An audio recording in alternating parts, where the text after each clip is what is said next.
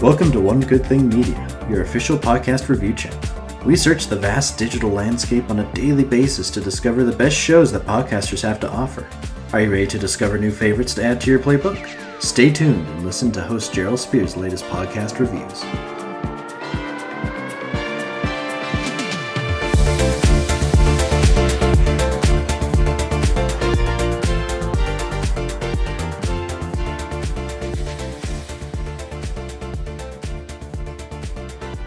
Hello, loves. This is Jeryl Spear, and for those of you who are new to our show, I am the host and creator of One Good Thing Media. Today, we're going to have a different kind of show. It's much more personal to me, and it is a story that I have wanted to tell for a long time, but just haven't found the right words at the right time to do it. It wasn't so much what happened to me directly, because it didn't, but what was happening around me for 10 years. I'm also going to have a guest on today who is going to also talk about the subject that I'm going to be talking about. And no, I'm not going to tell you. You're just going to have to listen to the interview. But Shea is with me today from Rainy Day Rabbit Holes. And Shea's podcast is so far on the other side of the earth from what we're going to speak about today, but it's also a topic that she's passionate about. Rainy Day Rabbit Holes is really a podcast about the Pacific Northwest. So if you've been to Washington, you've been through all the typical tourist spots, trust me, listen to Rainy Day Rabbit Holes, and you'll discover many new things that are generally found on the roads less traveled. This episode is also about something new and very exciting. In the first week of October 2024, we'll be introducing a brand new podcast called Skirting Danger.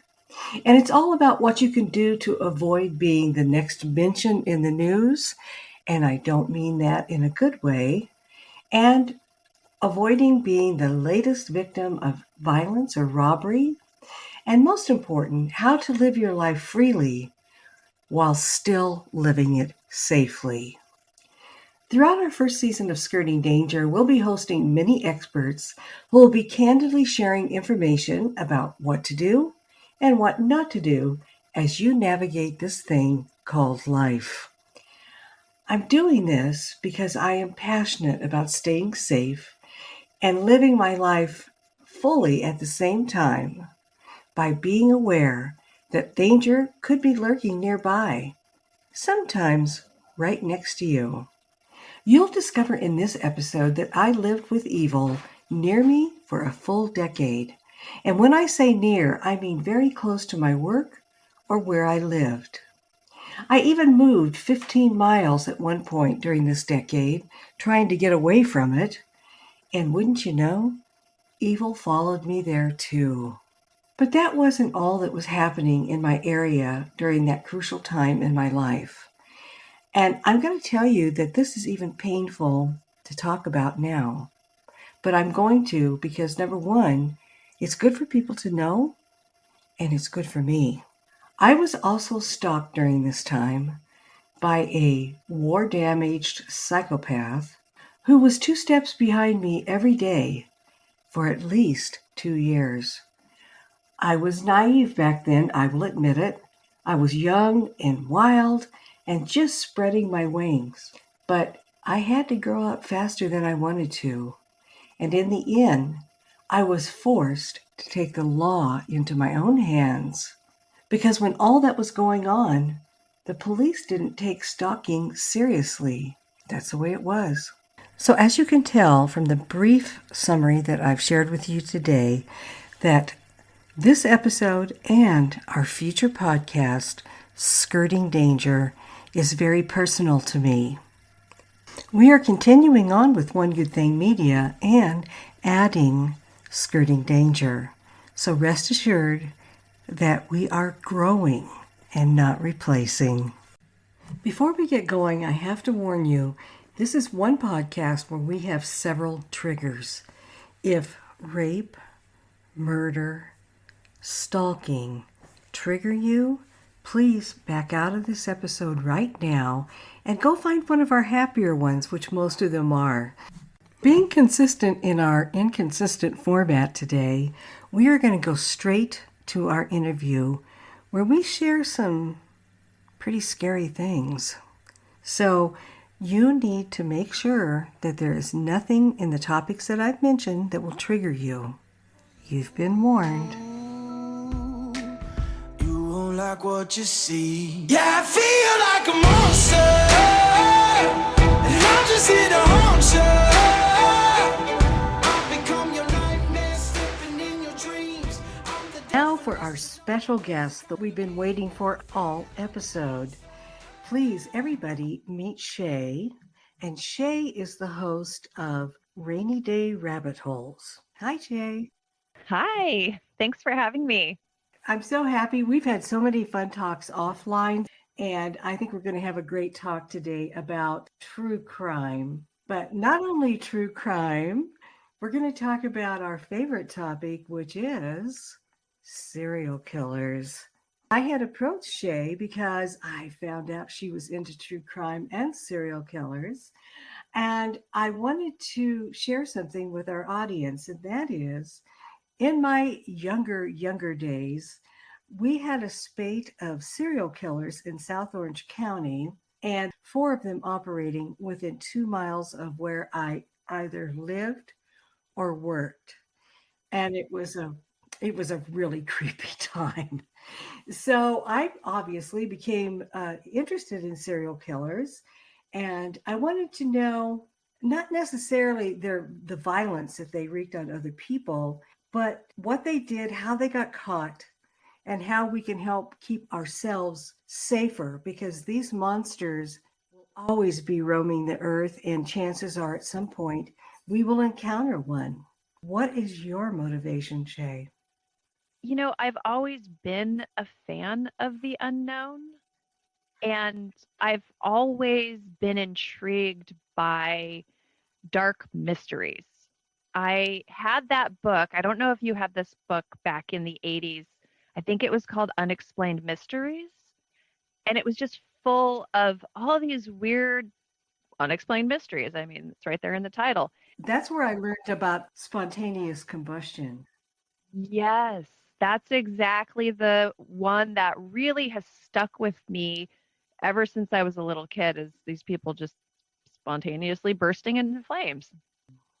And so I've always wanted to prod into the dark and see what comes out.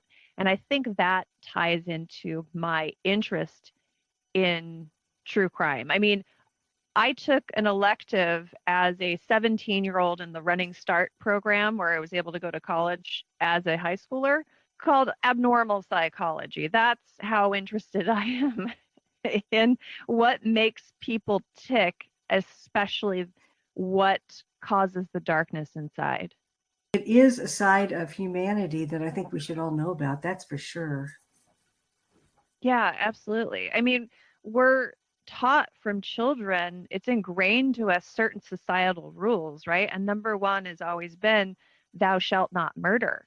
So, what's broken in somebody that they would violate that rule and willingly hurt somebody, and not just willingly hurt them, but take pleasure and satisfaction in it? It's something that's so alien to people who don't have that drive. So it's wanting to find out why. Why is it that your brain is so different that you could do this? Yeah.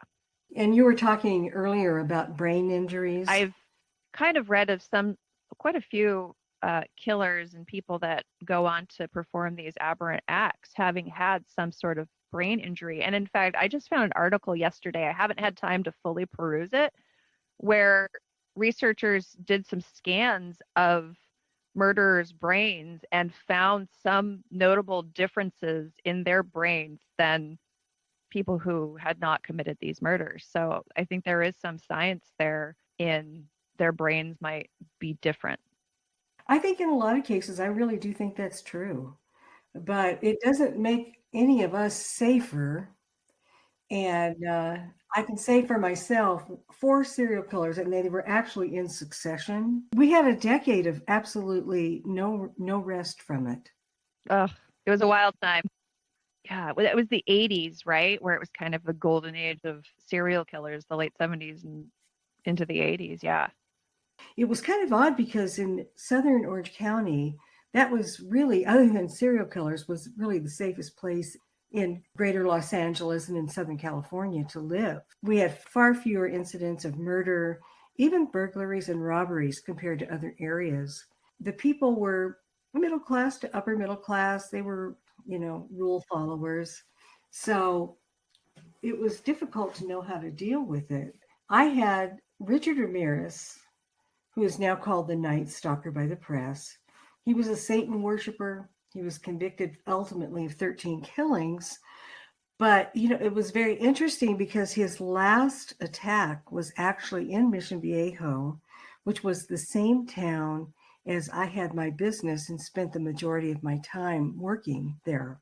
He was maybe 2 miles away.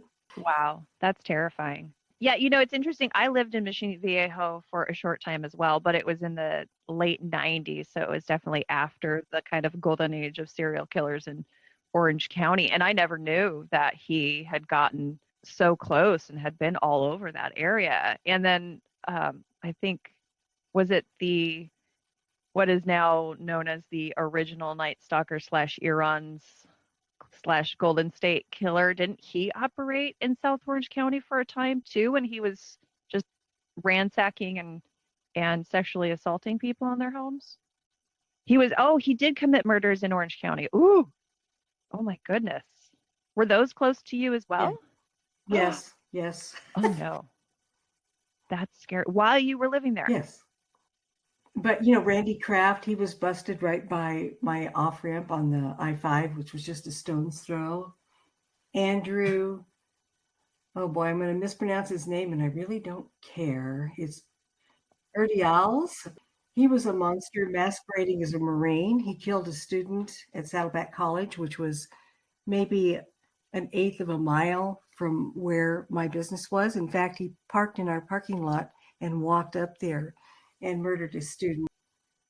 Joseph James D'Angelo, who ultimately was called the Golden State Killer, he had so many monikers over the years that were originally used by newspapers, and then the police actually picked it up because it made them more identifiable. He did 50 rapes, 13 murders, 120 burglaries. He was just a maniac. How do you have time for any hobbies? I think that was his hobbies. He Yeah, it was was his creepy. hobby. He did horrible things too. He would go into people's home beforehand. He would go through all their stuff. He would hide ligatures and different things underneath their sofa cushions.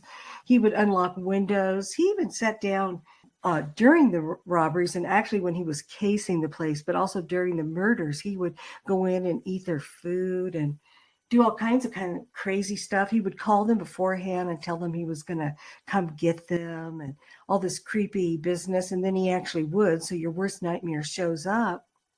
But I just learned something that I had no idea. 24 years after committing a crime it was a rape in the Sacramento area, he called up one of his victims 24 years later and said, "Hey, remember when we got to play together?" Oh, that's horrifying. That poor, poor victim. Oh, yeah. He obviously, his favorite thing was the power he had over people's psyche, more so than even probably his other things. He probably enjoyed that prep and that playing and toying with people. And Well, he was really angry, and we don't know a lot about his childhood or know what kind of upbringing he had.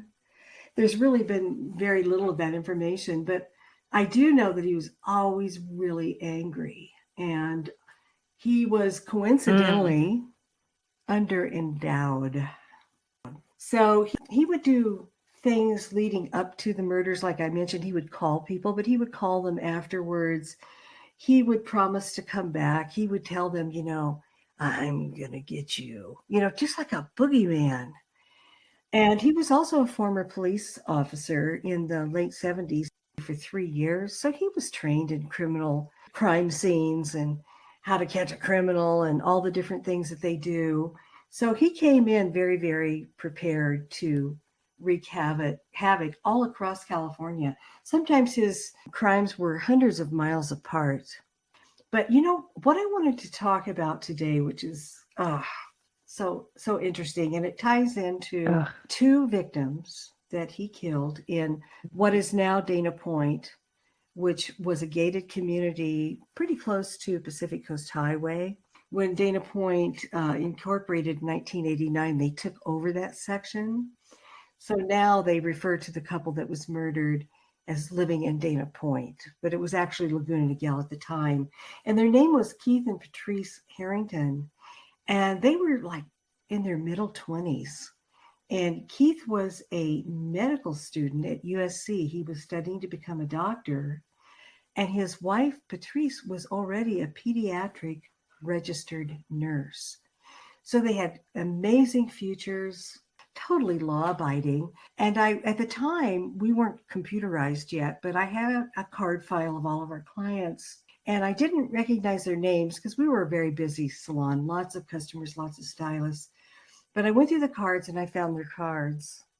They had been to our salon on more than one occasion. And when I looked at their pictures in the newspaper, I realized that I had met them. It just was like a punch in the gut. And what was worse was they were living in this beautiful home in what is now Dana Point in a gated community. And they were living there because his father owned that home.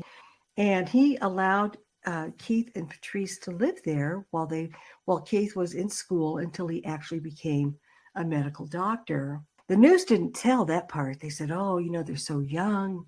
They must have been dealing drugs. And they believed the police are investigating it as a drug deal gone wrong. Then they said, well, it had to have been somebody on the inside. It had to have been somebody that lived in their community because it was a gated community and nobody could get in there because they had a guard.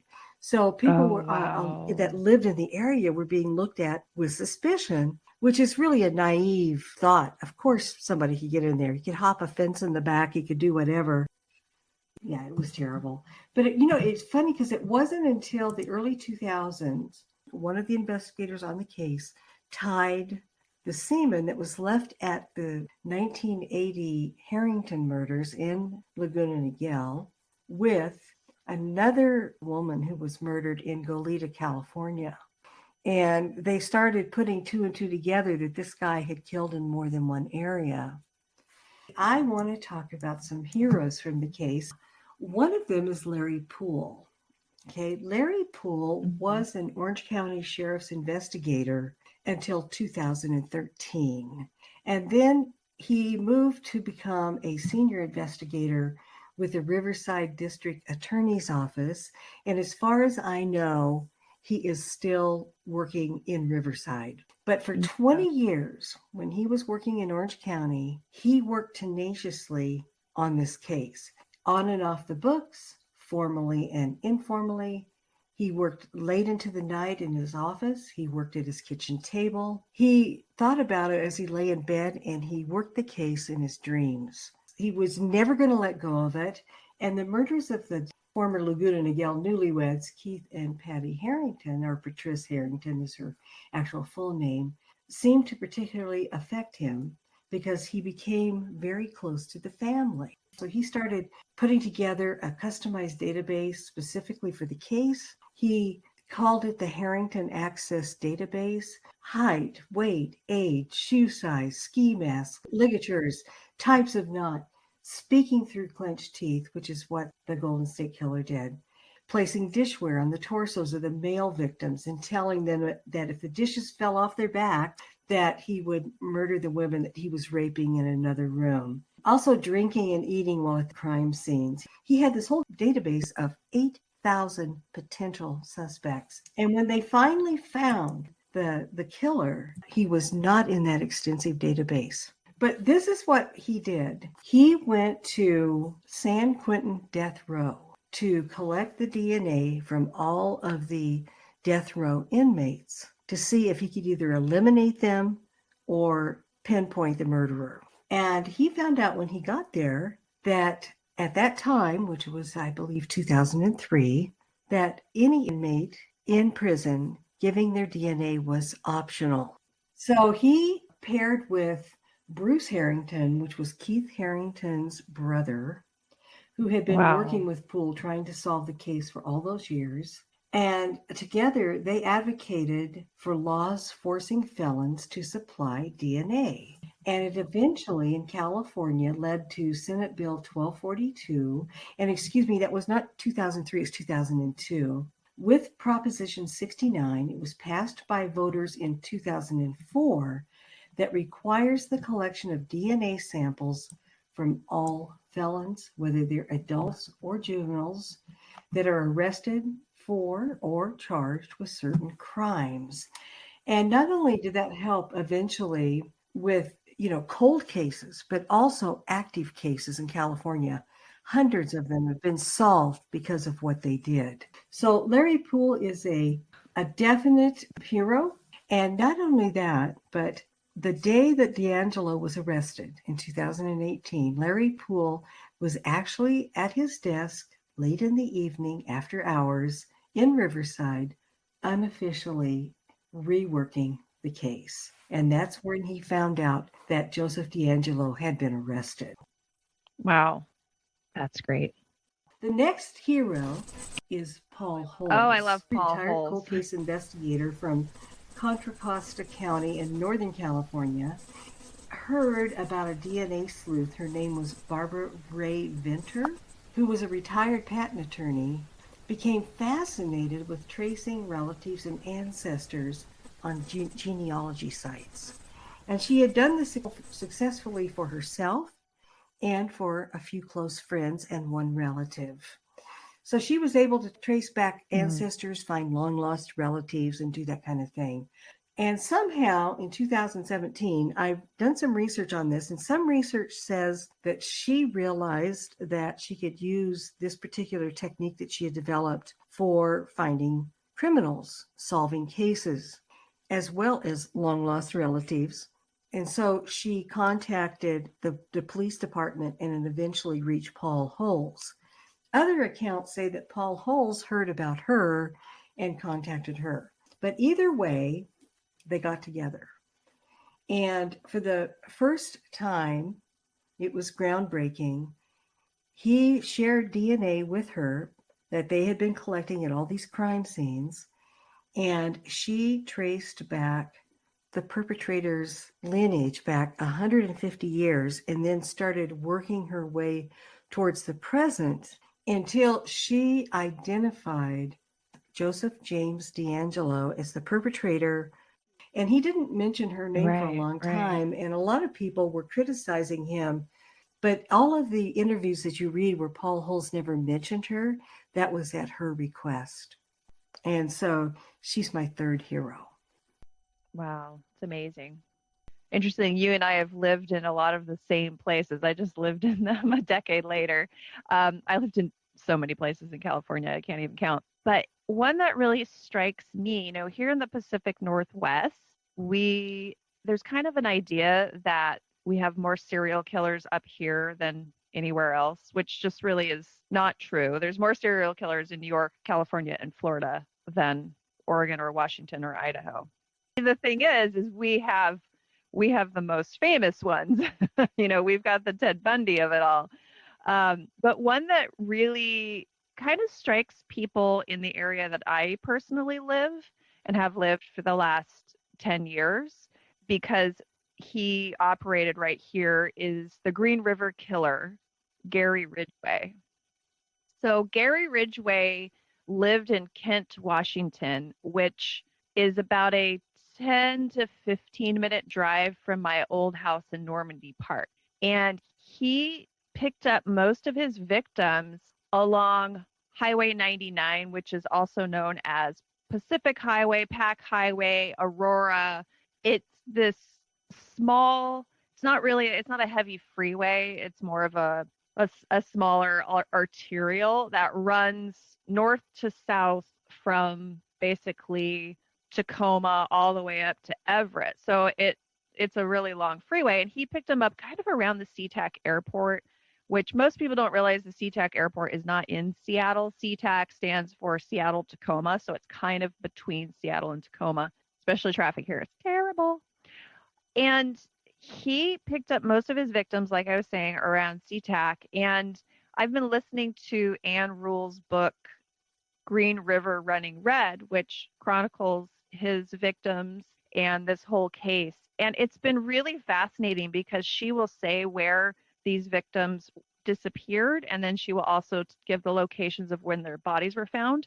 And it's places that I pass every day. So it's his hunting ground and his dumping ground was my backyard. I'm very familiar with these areas. The places that he would dispose of his victims is like right here. It's, it was a 10-minute drive from where he picked them up because he lived in Kent. And so he was hunting in his own backyard, which I thought was pretty unusual. So he started killing, they believe, in 1982. And they don't think that he stopped until 1998.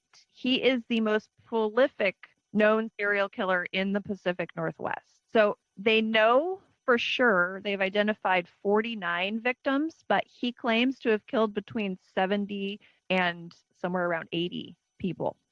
He was a busy bad boy for sure. He victimized very vulnerable women.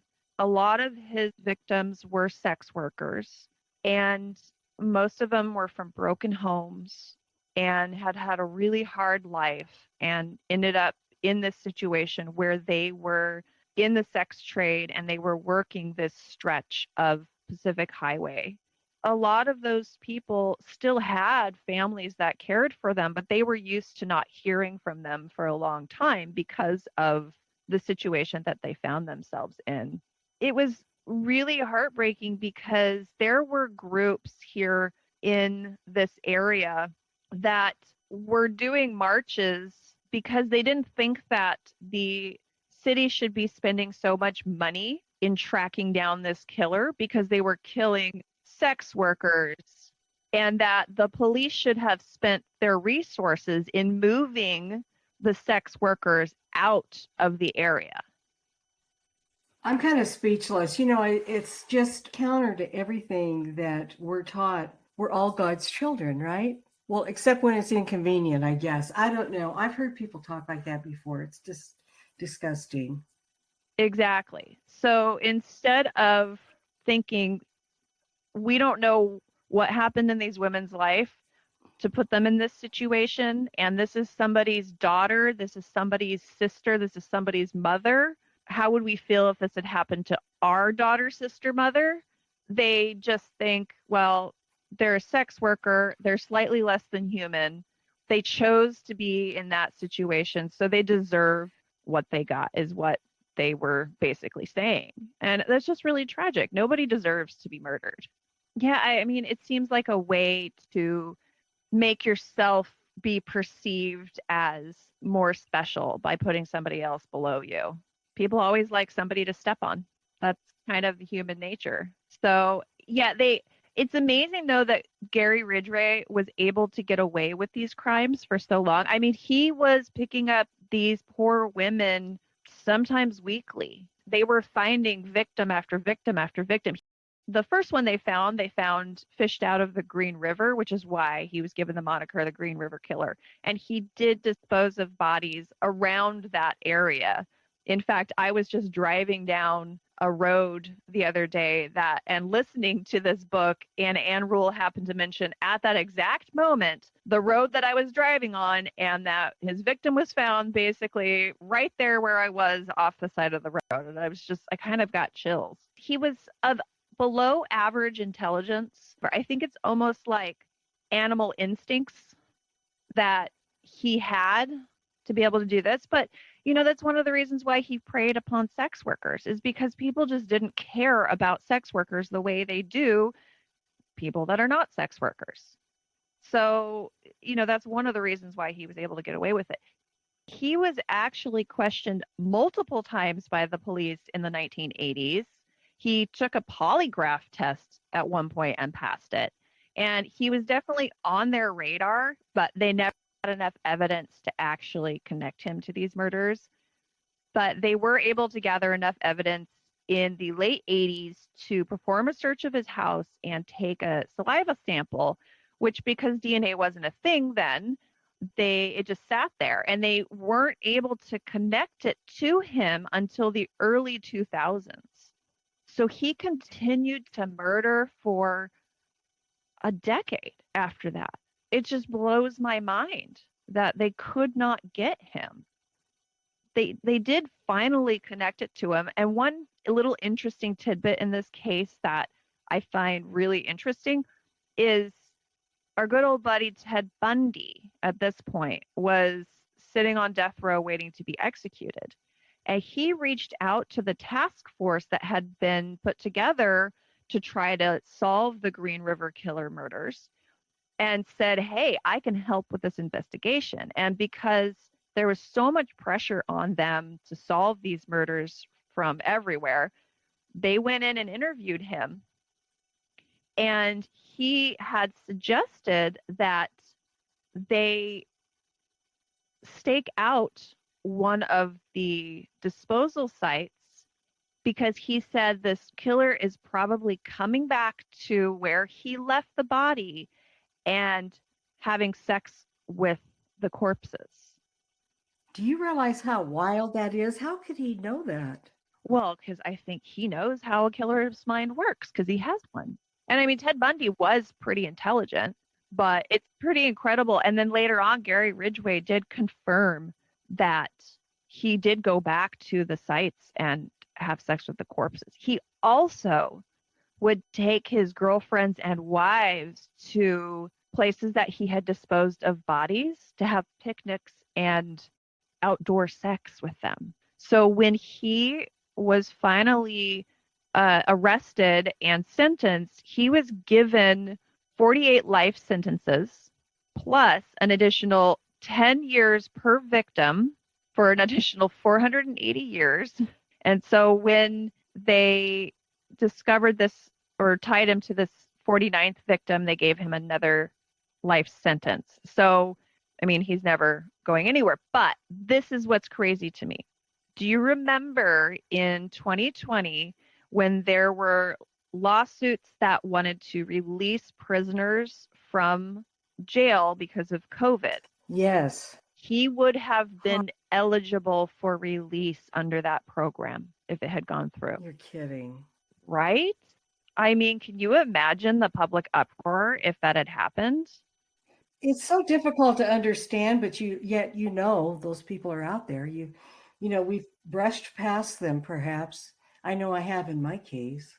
Yeah, you have. You have for sure.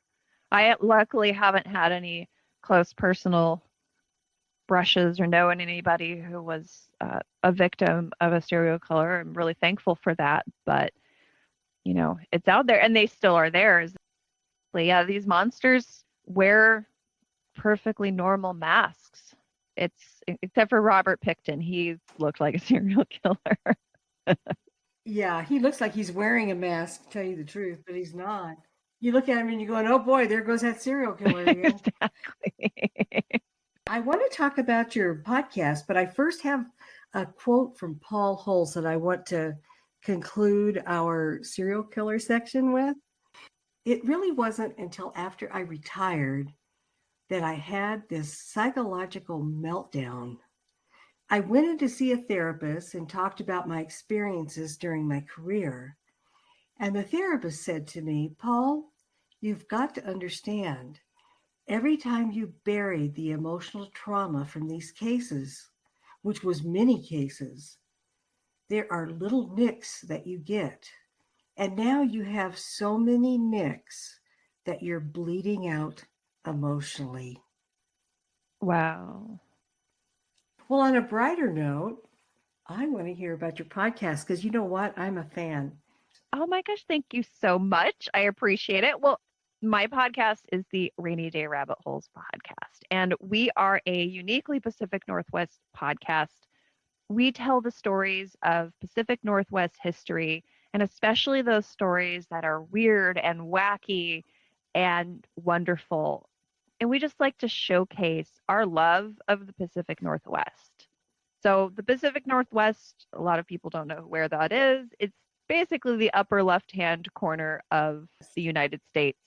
It encompasses Alaska, British Columbia, Washington, Oregon, parts of Northern California, Idaho. So, this part of the country wasn't really settled until the 1800s. So, we have a newer history here, and man, things got wacky in the late 1800s. But we have a lot of fun doing it. We laugh a lot. We're very silly. We're only sometimes serious, even though we do talk about some serious topics once in a while. But if you are interested in history and you like to laugh while you learn, then this is definitely a fun podcast to listen to. So it's me and my co-host is Jody. I think that you and Jody make the perfect team. Together you enrich the content, you make it funny, and yet you make it informative. So kudos to you on your new podcast, Rainy Day Rabbit Holes. Everybody, if you have the chance, please check it out. And if you like it as much as I do, give them a 5-star rating. I have to tell you, it was wonderful having you on today. And I loved the fact that I could tell you about my experiences without you looking at me like I have either two heads or that you suddenly have something to do, which doesn't include me. Yeah, it's kind of a hard thing to lead a conversation with. In fact, when you were talking about the Golden State Killer in Goleta, my sister-in-law and her family just bought a house in Goleta, and I'm wondering if I should lead with, "Hey, did you know?" I think the best you can hope for is dead silence. So I don't recommend that, just based on experience. Thank you, Shea. We'll talk soon. Thank you so much for having me on. This was really, really fun. I really enjoyed this.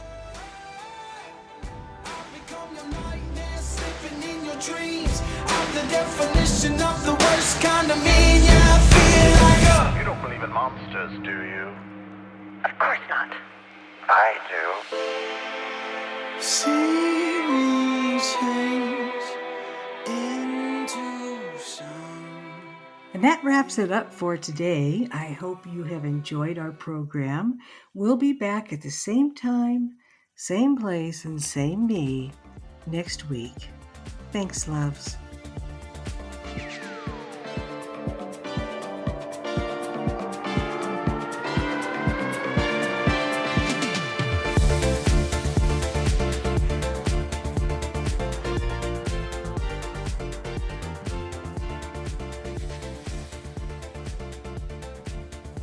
Season 2 of One Good Thing Media has been brought to you by host and creator Jeryl Spear. All things technical were fine-tuned by sound engineer David Dodd, and our announcer for all of our shows is Robert Spear. Our theme song for all of Season 2 of One Good Thing Media is Force by AGST.